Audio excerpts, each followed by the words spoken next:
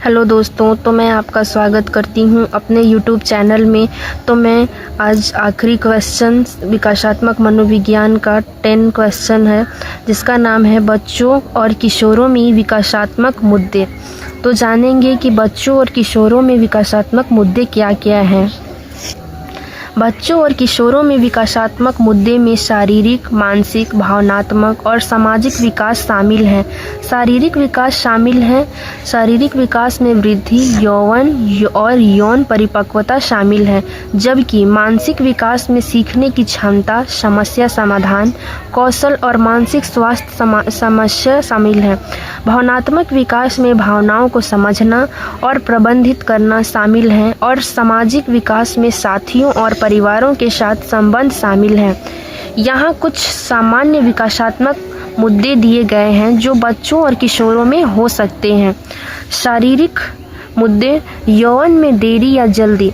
कुछ बच्चों में यौवन दूसरे की तुलना में जल्दी या देर से शुरू हो सकता है, जिससे चिंता और आत्मचेतना हो सकती है। दूसरा, विकासात्मक विकलांगता। कुछ बच्चों में सीखने की अक्षमता, ऑटिज्म स्पेक्ट्रम विकार या अन्य विकासात्मक विकलांगताएं हो सकती हैं। शारीरिक विकास में देरी। कुछ बच्चों में विकास में देरी हो सकती है, जिसके कारण वे अपने साथियों की तुलना में छोटे या कम विकसित हो सकते हैं। मानसिक मुद्दे, सीखने की अक्षमता। कुछ बच्चों को पढ़ने, लिखने, गणित या अन्य विषयों में सीखने में कठिनाई हो सकती है।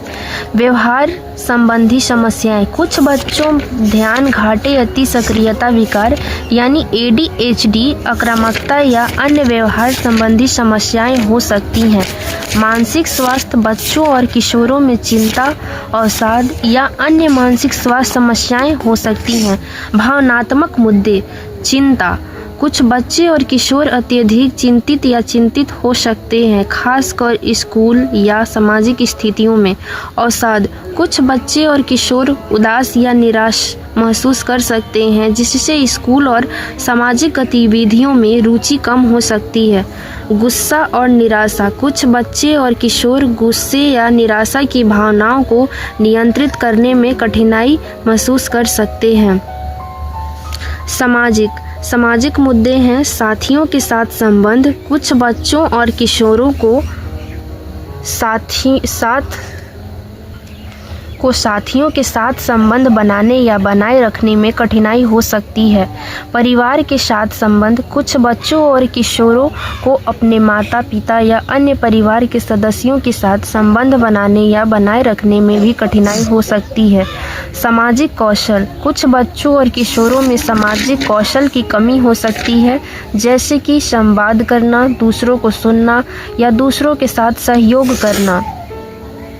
यह ध्यान रखना महत्वपूर्ण है कि प्रत्येक बच्चा अद्वितीय है और विकासात्मक मुद्दे का अनुभव अलग अलग हो सकता है।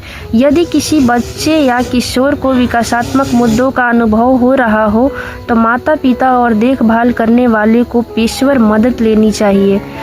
धन्यवाद दोस्तों। तो मैं आप लोगों के लिए अगले पार्ट में पर्यावरण मनोविज्ञान लेकर आने वाली हूँ, जो हमारा NPU यूनिवर्सिटी UG सेमेस्टर 4 का दूसरा सब्जेक्ट है। साइकोलॉजी का पार्ट 2 हो चुका है। पहला है विकासात्मक मनोविज्ञान और दूसरा है पर्यावरणीय मनोविज्ञान। तो मैं विकासात्मक मनोविज्ञान के चैप्टर को पूरे कर चुकी हूँ, और मैं उम्मीद करती हूँ कि आप लोगों को मेरा वीडियो अच्छा लगे और आप लाइक और सब्सक्राइब करें। धन्यवाद।